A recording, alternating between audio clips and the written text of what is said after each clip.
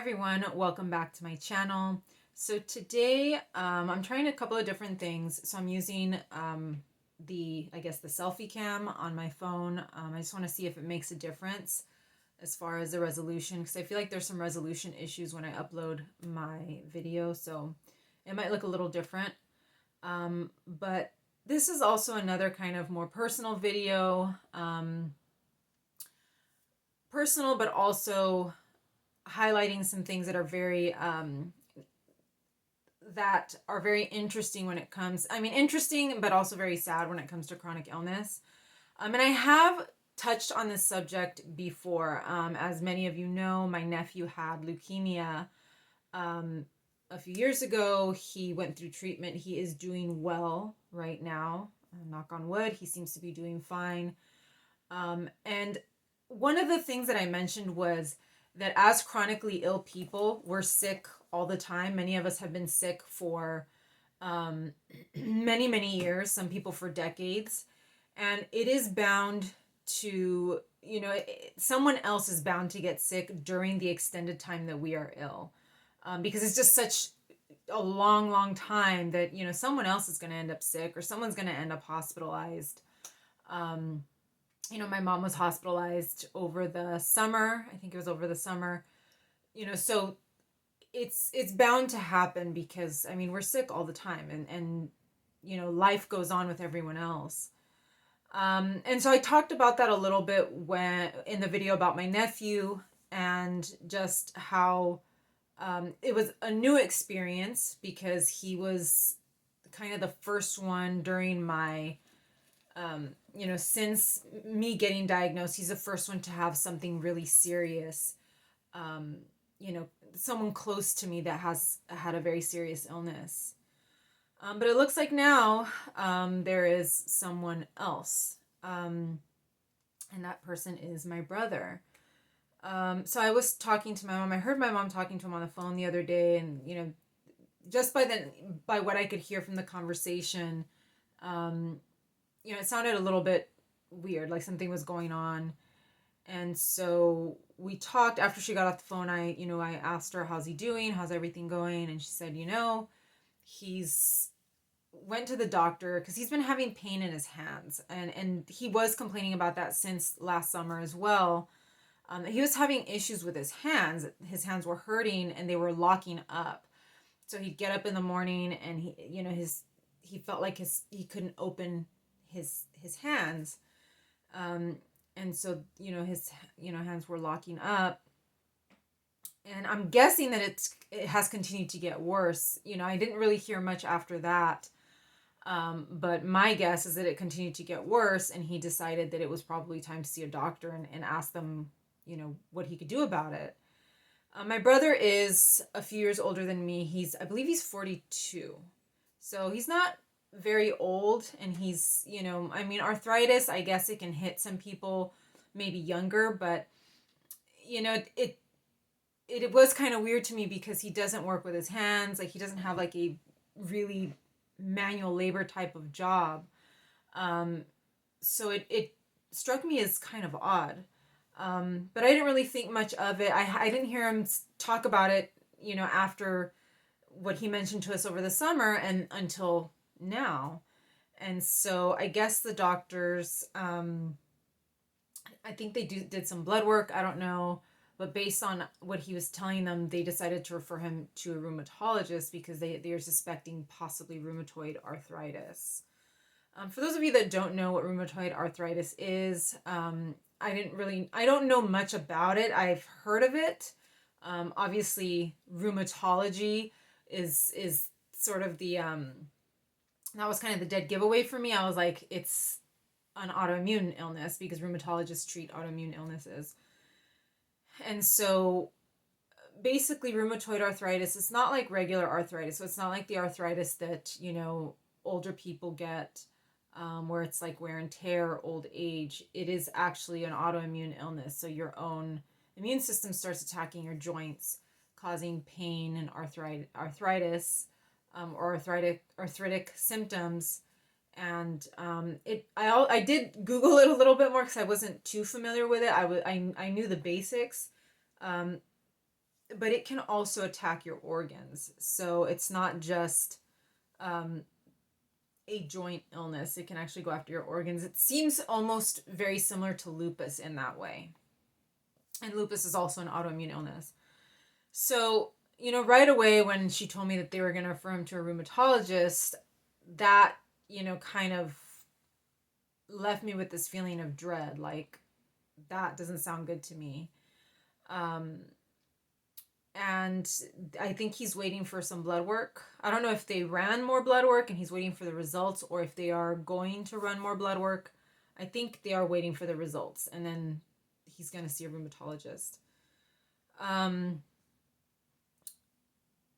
it was really, like I said, it filled me with a sense of dread, because I've been sick for about 15, 16 years. I don't even know at this point. I've been completely disabled for almost a decade, or a decade, somewhere around, 10 years. Um, and I was really young. I wasn't even 30 yet when I just became completely disabled. And, after doing a little bit of research on rheumatoid arthritis, you know, just looking at the symptoms, and knowing that it's an autoimmune illness, and knowing my own experience with autoimmune illness, obviously, yeah, it could be progressive. And, the treatments are drugs, immunosuppressant drugs, which, as we all know, have their own set of issues and side effects and problems. Surgery, of course, if your joints get really, really bad. None of the options for autoimmune illness are really that great. And just seeing all of that, not only that, I saw the average age for the onset of rheumatoid arthritis, and it's like 50. And, like I said, my brother is in his early 40s. So knowing that, and knowing my own experience, it's like 10 years from now, he could be completely disabled. I mean, I don't know what the progression of that kind of disease is. I know what the progression of mine has been. But it's quite possible that in a decade from now, he could be completely disabled, which he's not even going to be retirement age.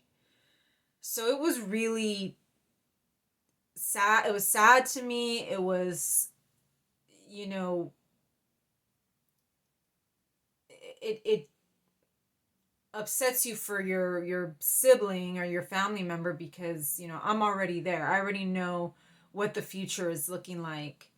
And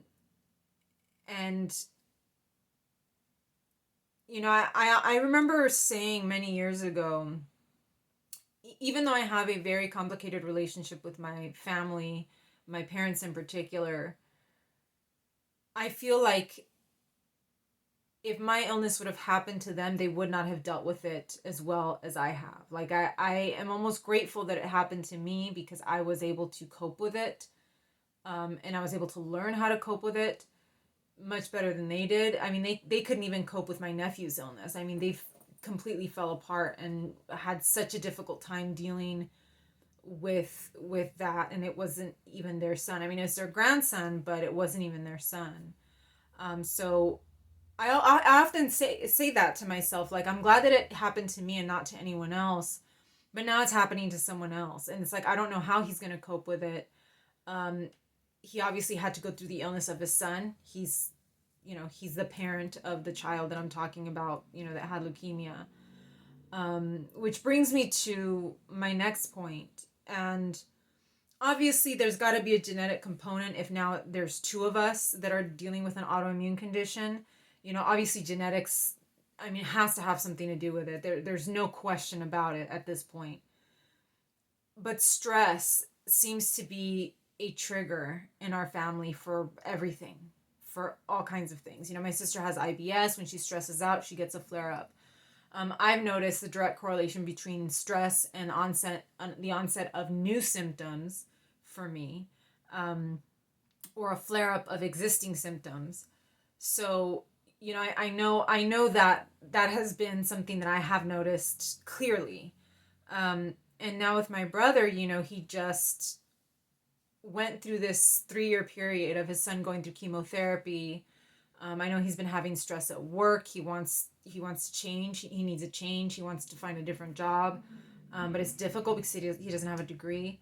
Um, they just did a lot of renovations on their house. They're still kind of in the process of some of the kind of finishing parts of that. And, and he has two kids. He has two kids. He has, two kids, two houses, mortgage, payments of different things, bills. And that's the thing, is that we have these stressors that we can't get rid of. We can't get rid of these stressors. We don't know. It's not that we don't know how. We can't get rid of them. These are obligations. I live with my parents. My parents cause a considerable amount of stress for me, but I have no other choice. I have to live here. And, there's really nothing I can do about that. And it's the same with him. I mean, he has two kids. There's nothing he can do about that. He has mouths to feed, and, he has to work. And, I do think stress is a huge factor for all of us in the family. I've seen the same thing with my mom and the onset of heart issues, and also kind of like emotional eating and that kind of thing. It's always triggered by stress. And the same with my dad. Just even behavioral issues, triggered by stress. So I know that is a huge factor. The other thing that I was thinking about, and that I've been thinking about a lot recently, is our parenting. Not our parenting, but our parents that we've had.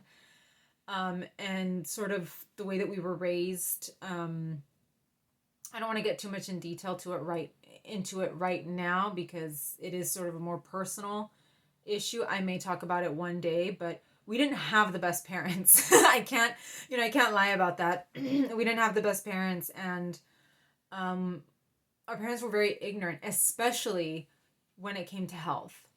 We were never told to take care of ourselves. We were even told not to go to the doctors. Don't go to the doctors. The doctors are lying to you.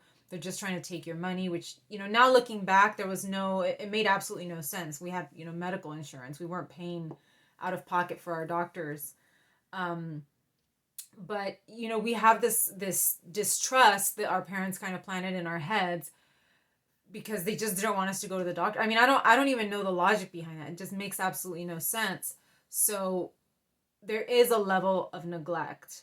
Also poor diet. Even though I've always been on the thinner side, my brother was more on the overweight side. But we both had poor diets. We didn't have good, nutritious diets. We were always eating, fast food, or, TV dinners or that kind of thing. I mean, we did have home cooked meals, but again, very calorie heavy, pastas, things like that. So, I'm starting to look at the bigger picture, because now having, there's three of us. I have my brother and my sister. 2 out of 3 of us now have, or may have an autoimmune illness. I don't know about him yet. I think it's going in that direction.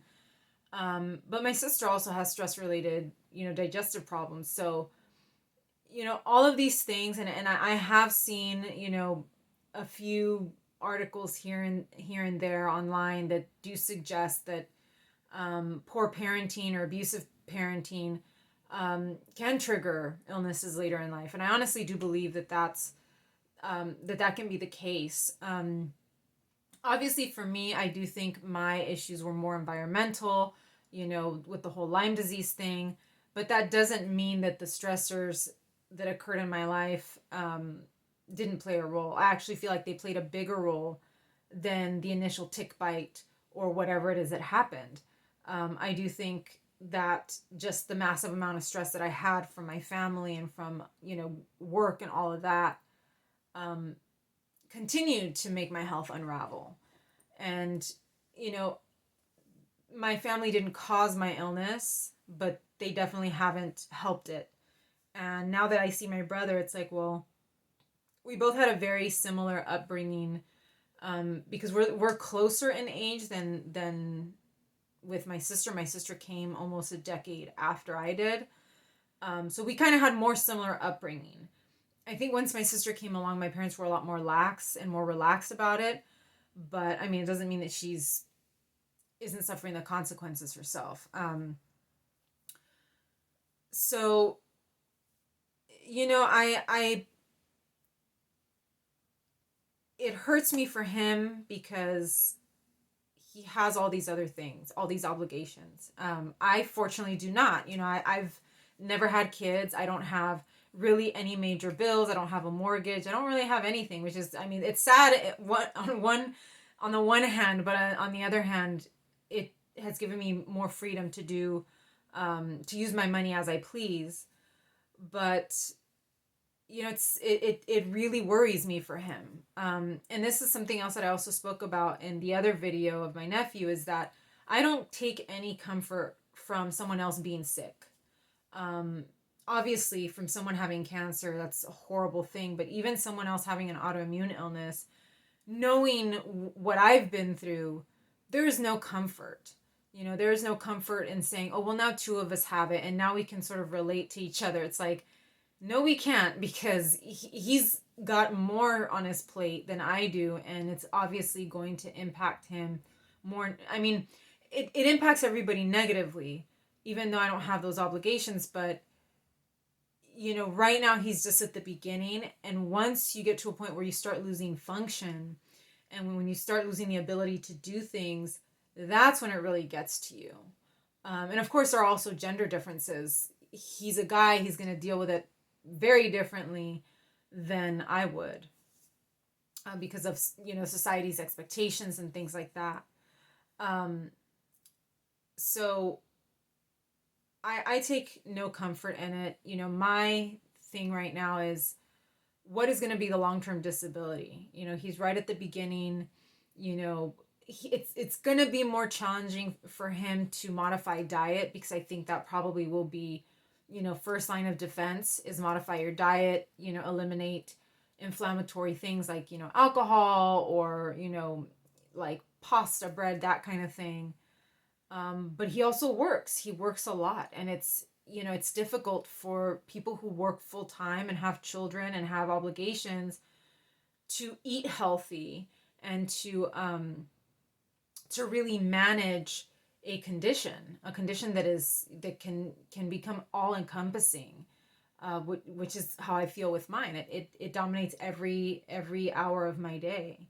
And I'm hoping that he doesn't get to that point. I'm hoping that he does have the strength and the ability to modify, his habits, to at least help himself out a little bit. But again, like I said before, the stress is unavoidable. Like, how do you deal with the stress? How do you manage that? Because it's not going to stop. It's not going to go away. You can't take your kid. You can't go return your kids. You have your house. You can't. I mean, you can sell your house, but you still need to live somewhere, and give your kids a place to live. So it's been, it's something that I've been thinking about a lot, and I haven't seen my brother. I think I'm going to see him in a few weeks. I don't see him often because of my own illness. And now I think to myself, well, we're both going to have something going on, and that can make things even harder, on just seeing each other or being in communication. So, I think this is, it's a very hard thing to deal with. I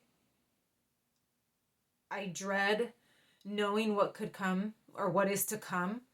I'm hoping that it's not too bad. I'm hoping that his blood work shows that maybe it's still, somewhere manageable. Obviously, his symptoms seem to be just in his hands for now, but, I'm hoping that, that he'll be able to manage it. And because it's hard, it is really hard. I can't lie. It's difficult to manage these kinds of illnesses. And that it becomes a team effort, that his wife and his kids also, his kids are old enough now that, they can kind of, I mean, not take care of themselves, but, they can keep themselves entertained. They can do extracurricular activities, something to kind of give, him a little bit more free time to focus on himself. So, yeah, that's what I have for you guys today. It was kind of like a stream of consciousness. I didn't really have, because I'm still sort of processing it. It's been a couple of days, I think, since, my mom talked to him on the phone. And so I'm still kind of going through it in my head. Like, what does this mean? You know, is he okay? Like, has he been feeling anything else? So I would like to know if any of you out there, because I have seen cases where, especially with Lyme disease, where entire families have Lyme disease. But when it comes to autoimmune illnesses, do you have any siblings, any cousins, anybody that also was diagnosed with an autoimmune condition? And what has that been like? Like, do you talk to them? Are you close with them? Like, have you guys compared notes? Are there any similarities, any differences? How was your upbringing? I mean, I'm very interested in this because I do think there is a sort of nature versus nurture type of dynamic. And like I said, there's only 3 of us, and 2 out of 3, you know, that's genetics, but it's got to be more than that. So yeah, let me know down in the comments, like and subscribe, and I will see you in the next one. Take care.